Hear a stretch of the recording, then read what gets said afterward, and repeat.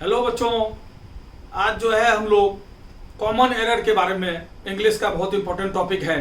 English language और grammar में हर competition का इंग्लिश एक वाइटल पार्ट होता है, उसमें कॉमन एरर पर हम लोग डिस्कशन करेंगे। कॉमन एरर देखिए, नाम से ही क्लियर है, कॉमन एरर मतलब ऐसे एरर जो बिल्कुल कॉमन होते हैं आम बोलचाल के भाषा में, इसलिए हमें पता नहीं चलता और एग्जामिनेशन में वही पूछा जाता है। ठीक है, ताकि ग्रामेटिकली आप कितने सही हैं, ग्रामर पर आपकी पकड़ कितनी है, ये देखने के लिए कॉमन एरर जो है इंग्लिश के पेपर का बहुत इंपॉर्टेंट पार्ट होता है। ठीक है, आज हम लोग कुछ एग्जाम्पल्स के माध्यम से जो डिफरेंट एग्जामिनेशन में आए हुए हैं कि कैसे बच्चे गलती करते हैं, कॉमन सेंटेंसेस लेकर आपको बता रहे हैं कि कॉमन एरर को कैसे सुधारें, आप किन किन चीज़ों पर ध्यान दें, इस पर हमारा फोकस होगा इस लेक्चर में। ठीक है बच्चे, तो कॉमन एरर पर कुछ एग्जाम्पल्स के थ्रू मैं बताना चाहूँगा कैसे कॉमन एरर के साथ आप जस्टिस करें और किन चीज़ों पर ध्यान रखें ताकि कॉमन एरर में गलतियाँ आप कम करें। ठीक है बच्चे, एग्जाम्पल से देखते हैं कॉमन एरर। तो आज का हमारा टॉपिक क्या हुआ? Common error.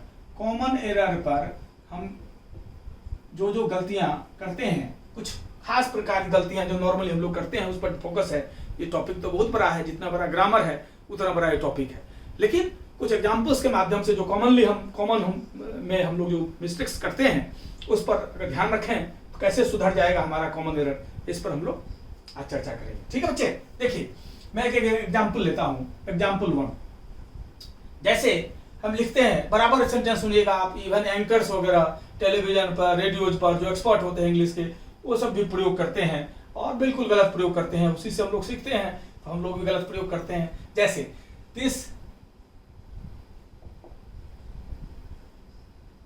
news was broadcasted on radio yesterday। ठीक है, अब देखिए ये समाचार ब्रॉडकास्ट किया गया, प्रसारित किया गया रेडियो पर परसों, इसका अर्थ हम लोग निकाल देते हैं। ठीक है, जबकि हम लोग भूल जाते हैं, हमें जो है जब भी हम वर्ब फॉर्म पढ़ते हैं तो हमें ईडी लगाने का आदत हो जाता है, क्योंकि नॉर्मली सबने ईडी ही लगता है, तो ईडी के इतने अभ्यस्त हो जाते हैं, गलत भी रहता है प्रयोग, तो हम समझ नहीं पाते। जबकि ब्रॉडकास्ट जो होता है, आप देखिए ब्रॉडकास्ट का ब्रॉडकास्ट और ब्रॉडकास्ट ही होता है, मतलब V1 V2 और V3 तीनों में ये ब्रॉडकास्ट ही होता है। ठीक है, लेकिन हमें पता नहीं चलता, ब्रॉडकास्टेड को हम लोग सही मान लेते हैं। बड़े बड़े विद्वान, मैंने टेलीविजन चैनल्स पर सुना है, रेडियो पर सुना है, न्यूज़पेपर में ब्रॉडकास्टेड लिख देता है। ठीक है, पास्ट टेंस में, जबकि ब्रॉडकास्ट होता है। इसलिए दिस न्यूज वाज ब्रॉडकास्टेड और रेडियो स्टडी नहीं होगा, ये क्या होगा? क्योंकि थर्ड फॉर्म इसका क्या हो, इसका यहाँ second form this road was broadcasted, third form चाहिए, थर्ड फॉर्म लेकिन इसका ब्रॉडकास्ट होता है। ठीक है, ब्रॉडकास्ट होता है और ब्रॉडकास्ट, इसलिए यहाँ ब्रॉडकास्टेड नहीं होगा, यहाँ ब्रॉडकास्ट होगा। तो किस प्रकार गलती किया हमने? ठीक है बच्चे, गलती फॉर्म पर पकड़ नहीं हुआ, फॉर्म पर नहीं पकड़ा हमने कि थर्ड फॉर्म में भी ब्रॉडकास्ट ही होता है, गलती हो जाती है। ब्रॉडकास्ट शब्द का अर्थ क्या है? इसका अर्थ होता है प्रसारण करना। ठीक है, रेडियो वगैरह पर नॉर्मली प्रसारण होता है। इसी प्रकार एक और सेंटेंस मिलता है, अधिकतर विद्वान लोग भी गलती करते हैं, इसलिए इसका नाम, इस चैप्टर का नाम कॉमन एरर है और हर एग्जामिनेशन का इंपॉर्टेंट पार्ट है। देखिए जैसे this programme was telecasted on television few weeks ago। ठीक है, इस कार्यक्रम का प्रसारण जो है, ये टेलीकास्ट हुआ, प्रसारण जो है टीवी पर क्यों कुछ सप्ताह पहले हुआ। ठीक है, तो टेलीकास्ट भी जो है तीनों फॉर्म में सेम रहता है, टेलीकास्ट। ठीक है, लेकिन गलत हम लोग नहीं पकड़ पाते क्योंकि टेलीकास्टेड इतना कॉमन हो गया है। ठीक है, टेलीकास्टेड ही चलता है, बड़े बड़े विद्वान करते हैं, जब टेलीकास्ट का तीनों फॉर्म यही है, V1, V2 और V3। ठीक है, इसमें टीवी प्रसारण, टीवी पर जो प्रसारण होता है उसको हम लोग टेलीकास्ट उसके लिए इस्तेमाल करते हैं, रेडियो पर जो प्रसारण होता है उसके लिए ब्रॉडकास्ट इस्तेमाल करते हैं। ठीक है बच्चे, तो टीवी प्रसारण, रेडियो प्रसारण ब्रॉडकास्ट का इस्तेमाल करते हैं और टेलीविजन प्रसारण में टेलीकास्ट का इस्तेमाल करते हैं। तीनों फॉर्म में देखिए टेलीकास्ट टेलीकास्ट टेलीकास्ट होता है।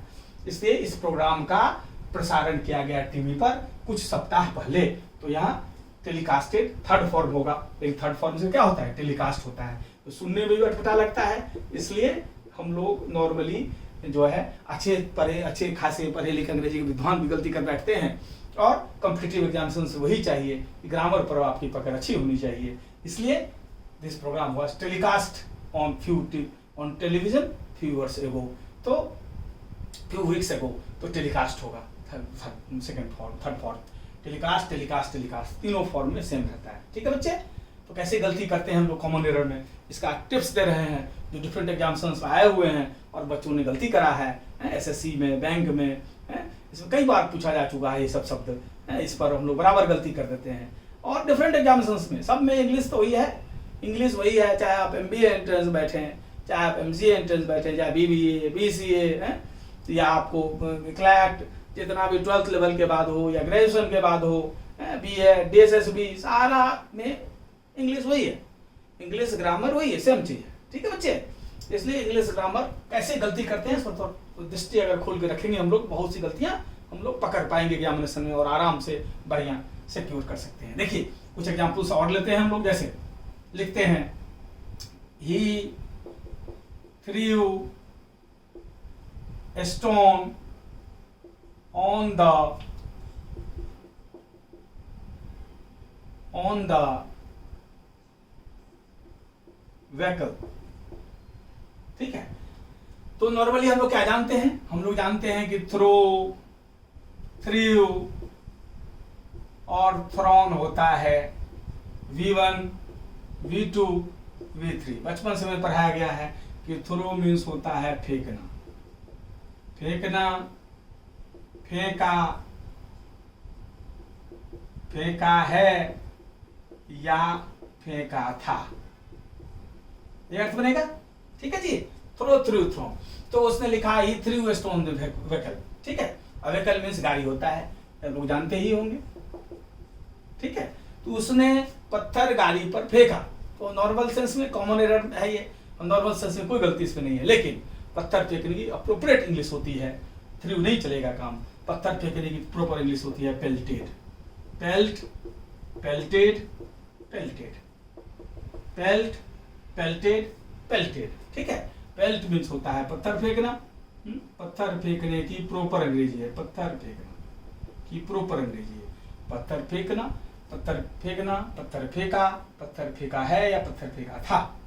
ठीक है, तो यहाँ ये थ्रू स्टोन थ्रू है, तो यहाँ सेकंड फॉर्म वर्ब का आएगा, सेकंड फॉर्म क्या होता है, पेल्टेड, तो यहाँ ये ही पेल्टेड, पत्थर जब गाड़ी वगैरह पर फेंकते हैं तो उसकी इंग्लिश पेल्ट होती है, ही पेल्टेड स्टोन ऑन द व्हीकल। ठीक है बच्चे, तब ये सेंटेंस जाके सही बनेगा। तो exact use of the word is very important when you are solving the problems of common error, exact words.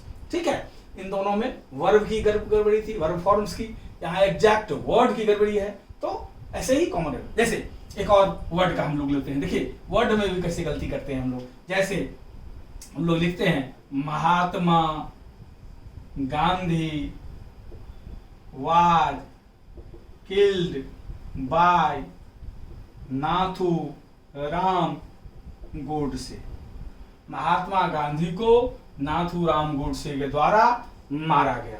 ठीक है जी, हम जानते हैं इसमें किल, किल्ड और किल्ड यही होता है फॉर्म। ठीक है, V1 V2 और V3। ठीक है बच्चे, तो उसने किल्ड लगाया, ठीक ही है, महात्मा गांधी को मारा गया, वाज किल्ड। ठीक है, और बाय नाथूराम गोडसे, नाथूराम गोडसे द्वारा था, नॉर्मल में कोई गलती नहीं है इसमें। लेकिन जब भी पॉलिटिकल मर्डर होता है, राजनीतिक हत्या होती है, तो किल शब्द का प्रयोग नहीं होता, एसेसिनेट शब्द का प्रयोग होता है। पॉलिटिकल मर्डर के लिए, राजनीतिक हत्या के लिए किस शब्द का इस्तेमाल होता है बच्चे? पॉलिटिकल मर्डर के लिए हम लोग एसेसिनेट शब्द का इस्तेमाल करते हैं। एसेसिनेट, राजनीतिक हत्या। क्या हुआ है? राजनीतिक हत्या के लिए हम लोग इसका इस्तेमाल करते हैं। राजनीतिक हत्या के लिए हम लोग इसका इस्तेमाल करते हैं। राजनीतिक हत्या के लिए हम लोग एसेसिनेट शब्द का इस्तेमाल करते हैं। और इसका तीनों फॉर्म क्या होता है? एसेसिनेट, एसेसिनेटेड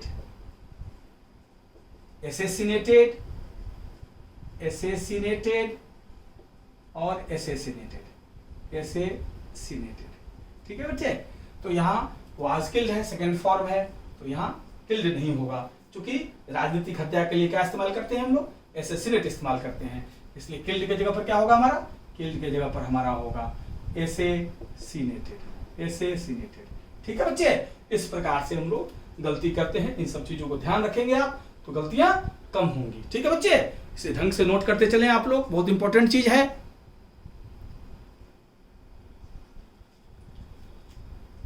ठीक है बच्चे? तो ऐसे ही हम लोग गलती करते हैं। कुछ एग्जाम्पल्स और लेते हैं। देखिए बहुत इंटरेस्टिंग एग्जाम्पल्स है जो नॉर्मली हम लोग गलती करते हैं। अब कॉमन एरर में उसी को जज करना है कि हम जो कॉमनली जो गलती करते हैं वो ग्रामर के अनुसार नहीं होनी चाहिए एग्जामिनेशन में। ठीक है बच्चे? जैसे 5वां एग्जाम्पल लेते हैं हम लोग। जैसे हम लोगों को मन में अगर आता है कि उसने अपनी बहन की शादी की, ठीक है, तो नॉर्मली हम लोग क्या सोचते हैं? ऐसे ही सेंटेंस एग्जामिनेशन देता है तो आप कंफ्यूज हो जाते हैं। जैसे हम लोग क्या लिखते हैं? He married his sister. ठीक है जी? हम लिखना क्या चाह रहे थे? हम लिखना चाह रहे थे उसने अपने बहन की शादी की, हम ये लिखना चाह रहे थे। लेकिन जो आपने लिख दिया ही मैरिड हिज सिस्टर, इसका अर्थ हो गया उसने अपने बहन से शादी की। इसका अर्थ हो गया उसने अपने बहन से शादी की। अब कितना बड़ा ब्लेंडर हो गया, क्योंकि मैरिड में होता है शादी करना। ठीक है जी? आप इस्तेमाल आपने कैसे कर दिया? इसी तरह एग्जामिनेशन में होता तो आप पकड़ नहीं पाते। ठीक है जी? आप जब क्वेश्चन में होगा तो पकड़ नहीं पाएंगे। तो ही मैरिड हिज सिस्टर का अर्थ हो गया उसने अपनी बहन से शादी की, जबकि आपको लिखना था उसने अपनी बहन की शादी, उसने अपने बहन की शादी की। बहन से शादी की और बहन की शादी की तो अंतर है। ठीक है? इसलिए इसका कैसे बनेगा प्रयोग? क्या सेंटेंस में गलती है या आपको बनाना पड़ेगा ऐसे, he got his sister married. ठीक है? तब इसका अर्थ निकल के आएगा उसने अपने बहन की शादी की या उसने अपने बहन की शादी करवाई। ठीक है?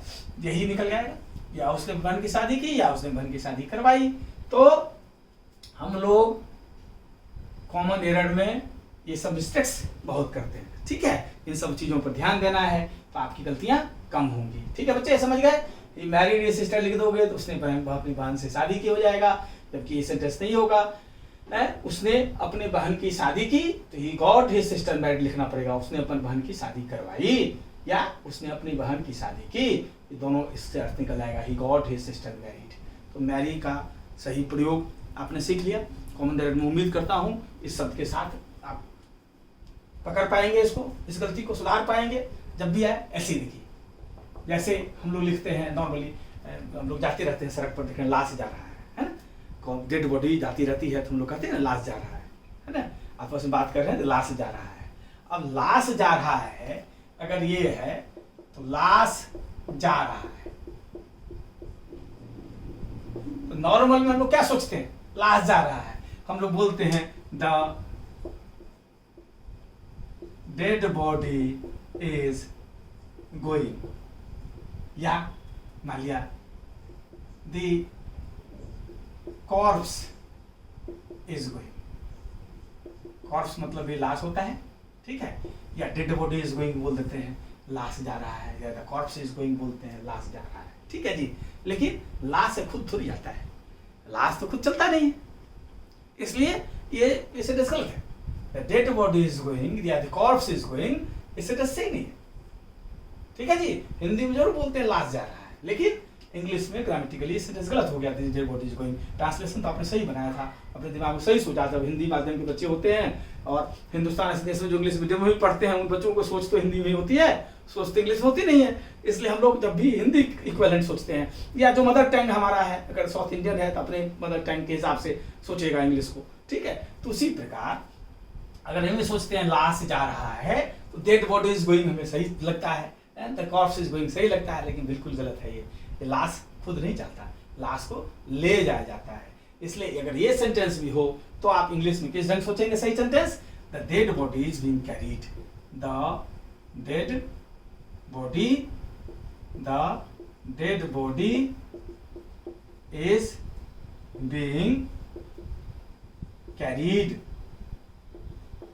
मतलब लाश को ढोया जा रहा है, लाश को ले जाया जा रहा है। इसका अर्थ क्या बना?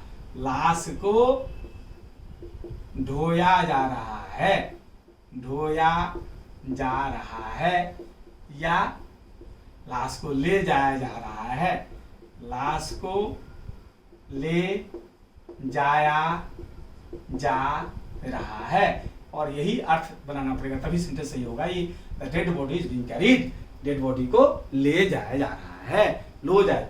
तो सेंटेंस जो नॉर्मली हम लोग सोचते हैं यही कॉमन एरर होता है, नॉर्मली सोचते हैं वो नहीं होता बहुत जगह, तो ये गलत सेंटेंस हो जाएगा, ये सही सेंटेंस है। जैसे ही वैलिड सिस्टर नहीं बोलना चाहते हम लोग, ये वैलिड है, उसने फलाने की शादी की, आपने लिख दिया उसने अपने बहन से शादी की, हो जाएगा अर्थ इसका, ठीक है। तो हम क्या करना चाह रहे थे? हम कहना चाह रहे थे कि उसने अपनी बहन की शादी करवाई, तो गॉट लगाना पड़ेगा है, इसलिए ये सेंटेंस सही है। ये सेंटेंस गलत है और ये सेंटेंस सही है, ठीक है। ऐसे ही इसमें ये सेंटेंस गलत है, ये सेंटेंस सही है। ऐसे ही गलती करते हैं। कुछ एग्जाम्पल्स और देखते हैं हम लोग। जैसे हम लिखते हैं ये सड़क जा रही है, ये सड़क पटना जा रही है, जैसे कि ये सड़क पटना जा रही है, तो हम लोग क्या बोलते हैं? This road is going to Patna, यह सड़क पटना जा रही है, यह सड़क पटना जा रही है। आप इसमें आपको गलत नहीं लग रहा है, एकदम सेंटेंस टेंस का बिल्कुल सही है, ठीक है।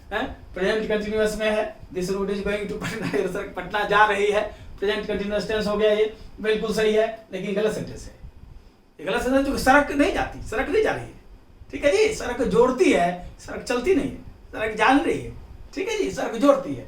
इसलिए ये आपका इसका सेंटेंस अर्थ सही नहीं बैठ रहा, सेंटेंस गलत है। भले टेंस के अनुसार सही हो, लेकिन मीनिंग जो है सेंटेंस गलत है, इसलिए कॉमन एरर हो जाएगा, ये गलत हो जाएगा।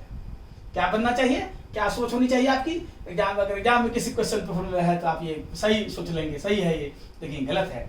क्या होना चाहिए? क्या अर्थ होना चाहिए, सही होना चाहिए, this road leads to Patna, यह सड़क पटना को जोड़ती है, ये सड़क पटना तक जाती है। एयर अर्थ बनेगा, यह सड़क पटना जाती है या पटना को जोड़ती है, ये this road leads to Patna, ठीक है। या this road is leading to Patna निकल जाएगा, ये सही है। प्रेजेंट कंटिन्यूअस हो जाएगा, this road is leading to Patna, सही है, लेकिन ये ज्यादा प्रॉपर है, this road leads to Patna, ये सड़क पटना को जोड़ती है। इस प्रकार से हम लोग गलतियां करती हैं। और कई एग्जाम्पल्स हम लोग लेते हैं, इसको फटाफट आप लोग नोट कर लीजिए।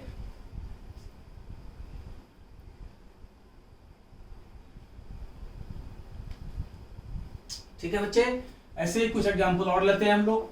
जैसे एग्जाम्पल 8, ठीक है। कैसी गलती? नॉर्मल, जैसे इंट्रोडक्शन है, नॉर्मल बच्चे को बचपन से सिखाया जाता है, स्कूल कॉलेज में ही गलत, स्कूल ही में ही गलत सिखाता है। अच्छी मैम जो है गलत सिखाते हैं, अच्छे स्कूलों में गलत सिखाता है। देखिए कैसे सिखाते हैं गलत। जैसे हम लोग लिखते हैं कि मेरे स्कूल का नाम, मेरे स्कूल का नाम, ठीक है। तो स्कूल में टीचर सिखाता है माय, या तो स्कूल नेम बोल देता है, जैसे my school name is DPS Indirapuram, my school name is DPS Indirapuram. या कोई टीचर लिखवा देता है या सिखा देता है my schools name is DPS Indirapuram. अब ये दोनों सेंटेंस गलत है, जो बिल्कुल हम लोग बचपन से अच्छे अच्छे स्कूल में पढ़ के सही समझते हैं, अच्छे अच्छे टीचर्स सिखाते हैं इस सेंटेंस को, दोनों सेंटेंस गलत है।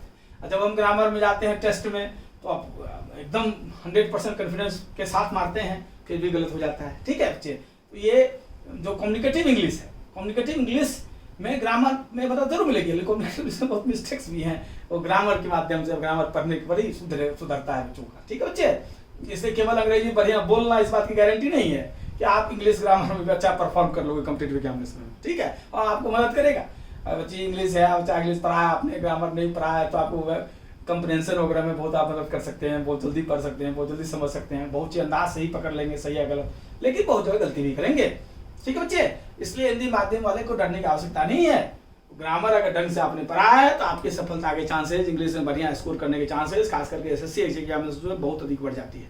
इस बात को 100% ध्यान रखें, इसलिए ग्रामर पर अपना होल्ड बनाएं। ठीक है, वोकैबुलरी भी इंपॉर्टेंट है, लेकिन ग्रामर पर भी अपना होल्ड बनाएं। ठीक है बच्चे, तो देखिए दोनों सेंटेंस गलत है, ये दोनों सेंटेंस गलत है। My school name is DPS Indirapuram, ये भी गलत है। मेरे स्कूल नाम DPS इंदिरापुरम है, इसमें तो स्कूल का शब्द ही नहीं है, का शब्द नहीं है, इसलिए गलत है। ठीक है, पहला वैसे ही। और my schools name is DPS Indirapuram भी गलत है। क्यों गलत है? तो कभी भी रूल कहता है, ग्रामर का रूल कहता है कि निर्जीव चीज में, नॉन लिविंग थिंग में, निर्जीव चीज में आप कभी भी एपोस्ट्रोफी इज नॉट यूज्ड। ठीक है जी, एपोस्ट्रोफी का इस्तेमाल नहीं होता, कभी भी निर्जीव चीज में एपोस्ट्रोफी का इस्तेमाल नहीं होता। ठीक है, इसलिए आप ये तो लिख सकते हैं माय, ये तो बिल्कुल सही है, my father's name is Shri या मिस्टर शुभ चंद्र मिश्रा, ये बिल्कुल सही सेंटेंस है, इसमें कोई गलती नहीं है। क्योंकि फादर जो है सजीव चीज है, इसलिए यहां फादर्स नेम का अर्थ हो गया मेरे पिता का नाम, और ये बिल्कुल सही सेंटेंस है। क्योंकि लिविंग थिंग में अपोस्ट्रोफी लग सकता है और का अर्थ देगा। ठीक है, my father's name is Shri Suchandra Mishra, ठीक है, लेकिन स्कूल जो है निर्जीव चीज है, इसलिए इसमें अपोस्ट्रोफी का प्रयोग नहीं होगा। इसलिए इस सेंटेंस को लिखना पड़ेगा, आपको इस तरह से लिखना पड़ेगा, the name of my school is DPS Indirapuram. अब इस सेंटेंस सही हुआ कि the name of my school is DPS Indirapuram. My school से नेम नहीं लिख सकते क्योंकि निर्जीव चीज में अपोस्ट्रोफी नहीं लगता। ठीक है जी, अब ये सेंटेंस सही है, यही सेंटेंस गलत है। क्लियर बच्चे, बचपन से ही बच्चों को अच्छे स्कूल में सिखाया जाता है, इसलिए बच्चा जब कॉम्पिटिटिव एग्जाम में आता है तो गलतियां करता है। ठीक है बच्चे, क्लियर है। इसी तरह के और कुछ एग्जाम पूछ लेते हैं हम लोग। एग्जाम्पल 9, नॉर्मली मैक्सिमम बच्चों को अच्छे से, जो बच्चों को हमने सुना है 25 साल से पुराने एक एक्सपीरियंस में, जो आप कोई भी इंट्रोडक्शन पूछो या हम लोग मैक्सिमम सेंटेंस यही यूज करते हैं। जैसे आई हैव, प्रेजेंट परफेक्ट का इस्तेमाल करते हैं, जो काम बहुत पहले घटना घट गया उसके लिए प्रेजेंट परफेक्ट का इस्तेमाल करते हैं। जैसे बच्चे बोलते हैं I have passed 12th in 2019। अब मैंने उसने ठीक लगाया, प्रेजेंट परफेक्ट लगाया, इसका अर्थ क्या बैठ रहा है, मैंने 12वीं 2019 में उत्तीर्ण किया या पास किया। ठीक है बच्चों, पास हिंदी इंग्लिश शब्द है, तो मैंने 12वीं 2019 में उत्तीर्ण किया, ये इसका अर्थ बन रहा है। ठीक है, क्या है पास्ट है तो क्या है, ये हो गया प्रेजेंट परफेक्ट। प्रेजेंट परफेक्ट का सेंटेंस है, ठीक है, लेकिन ये गलत है। प्रेजेंट परफेक्ट का इस्तेमाल कहाँ होता है? टेंस का बेसिक चीज गुरुजी लोग हम लोगों को पढ़ाए थे आज से 40 साल पहले। बेसिक चीज है कि बच्चों है, हैं, हो को प्रेजेंट जानो, है, हैं, हो को प्रेजेंट जानो, बीती हुई को पास्ट, गा, गे, गी को फ्यूचर मानो। अब बच्चों तुम टेंस पहचानो। बेसिक चीज गुरुजी आज से 35 साल 40 साल पहले हम लोग को पढ़ाए थे, ठीक है जी। 40 साल पहले पढ़ाए थे बचपन में, जब हम लोग 10 साल 12 साल 15 साल के रहे होंगे तब भी पढ़ाए थे, वो अभी तक हम लोगों को याद है। बेसिक चीज है। क्या है? टेंस का बेसिक शुरुआत यहाँ से होता है, हैं, हो, है, हैं, हो को प्रेजेंट जानो, और बीती हुई को पास्ट, गा, गे, गी को फ्यूचर मानो। अब बच्चों तुम टेंस पहचानो।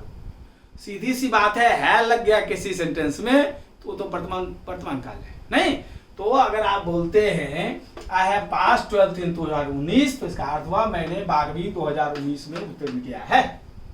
That is present perfect. और जब बीता हुआ घटना है, 2019 बीत गया, 2019 आज की घटना नहीं है, 2019 बीत गया, इसका अर्थ है प्रेजेंट टेंस तो हो ही नहीं सकता। प्रेजेंट टेंस तो हो ही नहीं सकता, हमेशा पास्ट टेंस होगा, हमेशा पास्ट टेंस होगा। क्योंकि घटना पास्ट टेंस की है, घटना बीत चुकी है, और जो बीत गई वो पास्ट, इसलिए पास्ट टेंस का इस्तेमाल होगा। बिल्कुल गलत है। और लगभग जितने बच्चे अच्छे से अच्छे बच्चों का इस्तेमाल यही होता है। कोई भी आप उसे बोल दो कि आप अपने बारे में बताओ, इंट्रोड्यूस योरसेल्फ, या अपने बारे में बताओ कुछ, तो आप हमेशा बच्चा ये सेंटेंस इस्तेमाल करता है। आप 12th प्रेजेंट परफेक्ट है, प्रेजेंट परफेक्ट हो ही नहीं सकता। तो घटना बीत चुकी है, घटना बीत चुकी है, तो प्रेजेंट टेंस नहीं होगा। प्रेजेंट टेंस तो वर्तमान के लिए होता है, पास्ट टेंस की घटना है। इसलिए या तो आप पास्ट इंडेफिनिट का इस्तेमाल करें या पास्ट परफेक्ट का इस्तेमाल करें, दोनों सही है। अगर पास्ट इंडेफिनिट का इस्तेमाल करते हैं आप तो क्या लिखेंगे? आई पास्ड 12th इन 2019। ये बिल्कुल सही सेंटेंस है। क्या हो गया? ये पास्ट इंडेफिनिट हो गया। ये क्या हो गया? Past indefinite, past indefinite. ठीक है बच्चे, ये पास्ट इंडेफिनिट हो गया, ये सही है क्योंकि पास्ट की घटना है। या पास्ट परफेक्ट लिखिए, वो भी सही है। जैसे I had passed, I had passed 12th इन 2019, ये भी सही है। ये पास्ट परफेक्ट हो गया। ये दोनों सही है क्योंकि पास्ट टेंस में है, लेकिन ये बिल्कुल गलत है। ये प्रेजेंट परफेक्ट हो गया, और प्रेजेंट परफेक्ट का इस्तेमाल पास्ट की घटना के लिए नहीं हो सकता। ये प्रेजेंट परफेक्ट है और घटना पास्ट की है, इसलिए इसका इस्तेमाल नहीं हो सकता है। ठीक है बच्चे, मैं उम्मीद करता हूं दोनों चीज को ढंग से आप लोग समझ गए होंगे। ठीक है, एकदम ध्यान में रखिए ये सब चीज। ठीक है बच्चे, कुछ एग्जाम्पल्स हम लोग और लेंगे, फटाफट नोट कर लीजिए।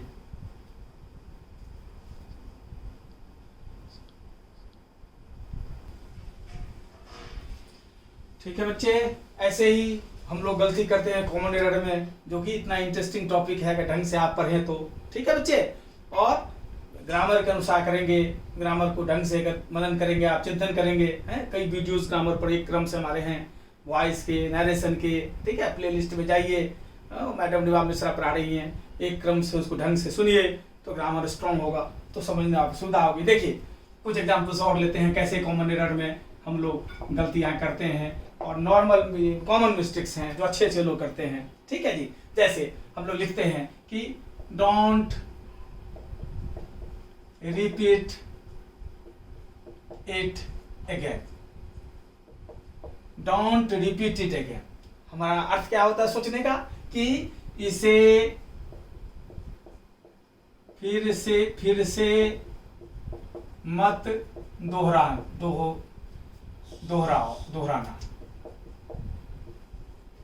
इसे फिर से मत दोहराना, ये अर्थ होता है हमारा सोचने का, इसे फिर से मत दोहराना। लेकिन गलत सेंटेंस है ये। ठीक है, क्यों गलत सेंटेंस है? क्योंकि रिपीट का अर्थ ही होता है, रिपीट का अर्थ ही होता है कि दोहराना, रिपीट का अर्थ ही होता है दोहराना, इसलिए अगेन का प्रयोग नहीं होगा, फिर से का प्रयोग नहीं होगा, क्योंकि रिपीट शब्द का ही अर्थ होता है दोहराना, इसलिए फिर अगेन लगाने से फिर से हो जाएगा, तो दोहराना का ही अर्थ होता है दोबारा फिर से करना। ठीक है जी, इसलिए रिपीट के साथ अगेन नहीं होगा। लेकिन जब हमें एकदम कॉमन लगता है इंग्लिश हमारी कितनी भी अच्छी हो, हमें एकदम कॉमन लगता है डोंट रिपीट इट अगेन, बिल्कुल सही है, लेकिन गलत है ये क्या होगा, एग्जैक्ट सेंटेंस क्या होगा, don't repeat it, don't repeat it, ठीक है, इसे फिर से मत दोहराना, इतना ही से काफी हो गया। अगर अगेन लिख देंगे तो गलत हो जाएगा। अब ये किसी सेंटेंस में एग्जामिनेशन में कई बार पूछा जा चुका है सब, तो बराबर सेंटेंस देके पूछा जाता है, लेकिन कंसेप्ट यही है, हमने छोटा देके बताया था, आपको समझने में दिक्कत नहीं हो, आप देख के ही पकड़ ले सीधा। तो रिपीट ऐसा शब्द है जिसके साथ अगेन नहीं लगता, क्योंकि रिपीट लेकिन ये कॉमन लगता है आपको देखने में, यही कॉमन एरर होता है, ऐसे ही सवाल पूछे जाते हैं एग्जामिनेशन में, ठीक है भाई बच्चे। बार बार इन वीडियो को देखने से आपको पकड़ने में सुविधा होगी। और जैसे और देखिए कुछ क्वेश्चन पकड़, जैसे हम लिखते हैं कि the teacher forbade him not to do this, ठीक है। हम जानते हैं क्या होता है, forbid, forbade, forbidden, V1, V1, V2, V3 यही है बच्चे, यही है ना, ठीक है। अब देखिए फॉरबिड मींस क्या होता है, मना करना, मना करना, मना किया है या मना किया था, ठीक है जी, V3 फॉर्म हो। तो टीचर ने मना किया उसे ये नहीं करने के लिए, यह नहीं करने के लिए, जो भी गलत काम किया होगा टीचर ने मना किया उसे यह नहीं करने के लिए, हम बिल्कुल सही मानते हैं इसको, नहीं, लेकिन ये गलत सेंटेंस है, ये गलत सेंटेंस है, क्योंकि इसमें कोई से नॉर्मल जो सिखाया जाता है उसमें कोई गलती नहीं है। The teacher forbid him, teacher ने उसे मना किया, नॉट टू डू दिस, यह नहीं करने के लिए, यह नहीं करने के लिए, जो भी काम हो उसका यह नहीं करने के लिए, ठीक है जी, लेकिन ये गलत सेंटेंस है, क्यों, क्योंकि फॉरबिड नेगेटिव वर्ड है, फॉरबिड जो है ये नकारात्मक शब्द है, निगेटिव वर्ड है, ये निगेटिव वर्ड है, नकारात्मक शब्द है, नकारात्मक शब्द, और दो बार नकारात्मक का प्रयोग नहीं होता, नकारात्मक दो बार प्रयोग नहीं होता, तो आप ये फॉरवर्ड लग गया तो ये नोट का प्रयोग नहीं हो सकता, ठीक है जी, क्योंकि इसका अर्थ ही हो गया, इसको टीचर सेंटेंस क्या सही बनेगा, ये सेंटेंस बनेगा the teacher forbid him to do this, ये सेंटेंस सही है, टीचर ने उसे यह करने से मना किया, टीचर ने यह करने से उसे मना किया, ठीक है जी, और टीचर ने उसे मना किया या नहीं करने के लिए, ये गलत है सेंटेंस, ठीक है, क्योंकि इसी का अर्थ होगा teacher forbid him to do this, teacher ने मना किया उसे करने के लिए, तो हमें गलत नहीं लगता, देख के भी पढ़ के भी, जो बार इंग्लिश बहुत बढ़िया है हमारी, फिर भी गलत लगेगा ये गलत, लेकिन ध्यान रखिएगा कि निगेटिव वर्ड है, इसके साथ इसका इस्तेमाल नहीं होगा, इसका इस्तेमाल नहीं होगा, तो ये forbid him to do this, अब सही है ये, अब ये सेंटेंस है, ये जब तक रहेगा तब तो ये गलत सेंटेंस है, ठीक है जी, the teacher forbid him not to do this, ठीक है बच्चे। इस तरह से हम लोग जो है बहुत गलती करते हैं। देखिए और देखिए कुछ देखते हैं, एग्जाम्पल 12, ही कमिटेड ग्रेट ब्लंडर, ऊपर समझ गए, कभी भी निगेटिव के साथ निगेटिव नहीं होता, क्योंकि फॉरबिड जो है निगेटिव वर्ड है, इसके लिए नोट का प्रयोग नहीं होगा, इसी का अर्थ निकल जाएगा teacher forbid him to do this, teacher ने उसे यह करने से मना किया, या ये गलत सेंटेंस हो जाएगा, टीचर ने उसे यह करने से नहीं मना किया, गलत सेंटेंस हो जाएगा, ठीक है जी, तो नोट नहीं लगेगा, इस तरह गलती करते हैं। अब देखिए इसमें 12, ही कमिटेड ग्रेट ब्लंडर, है ना, अब ये गलत सेंटेंस है, उसने बहुत बड़ा अपराध किया, ब्लंडर मीन्स होता है अपराध, बड़ा अपराध, बहुत बड़ा अपराध को, बहुत बड़े अपराध को हम लोग ब्लंडर बोलते हैं, ठीक है जी, बहुत बड़े अपराध को ही ब्लंडर बोलते हैं, इसलिए ब्लंडर के साथ ग्रेट नहीं होगा, ही कमिटेड ग्रेट ब्लंडर नहीं होगा, ही कमिटेड ब्लंडर, ब्लंडर का अर्थ ही हो जाता है बहुत बड़े अपराध, ठीक है जी, इसलिए उसमें ग्रेट नहीं लगेगा, ही कमिटेड ग्रेट ब्लंडर नहीं होगा, ही कमिटेड ब्लंडर ही काफी, ही कमिटेड ब्लंडर ही काफी है, ठीक है जी। ऐसे ही देखिए और कुछ एग्जाम्पल्स लेते हैं,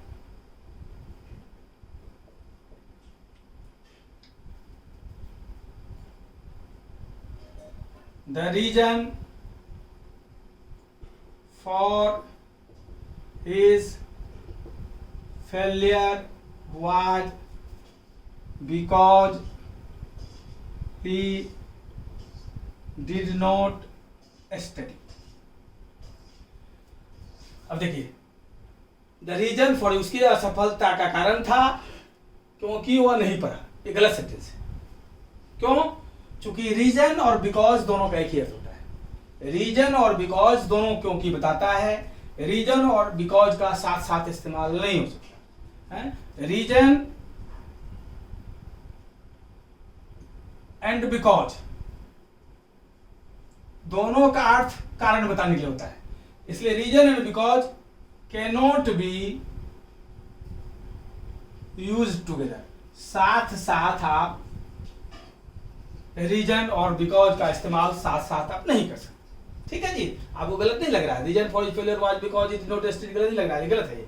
the reason for failure was that, because नहीं आएगा यहाँ, दैट आ जाएगा, तब सेंटेंस सही होगा ये। The reason for failure was that he did not study. ठीक है, उसकी असफलता क्या कारण था कि उसने पढ़ाई नहीं करा। ठीक है बच्चे, ये ढंग से समझ गए आप?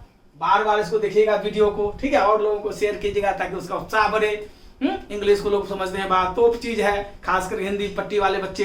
ऐसा कुछ नहीं है, मेहनत करने से सबसे सुधरता है। और अगले क्लासेज में ये सीरीज हमारा जारी रहेगा। ठीक है बच्चे, आज के लिए इतना ही। अगले क्लासेज में सीरीज जारी रखें, ग्रामर के साथ साथ कुछ कुछ हम बताते चलेंगे, कॉमन एड्स वगैरह आपको, ताकि आप आसान चीजों को समझ सकें, ताकि कठिन चीज समझने में आपको कठिनाई ना हो। ठीक है बच्चे, okay, best of luck, enjoy your study and share this video to many people so that most of them can get the benefits. Thank you. Okay, in next class the series will continue.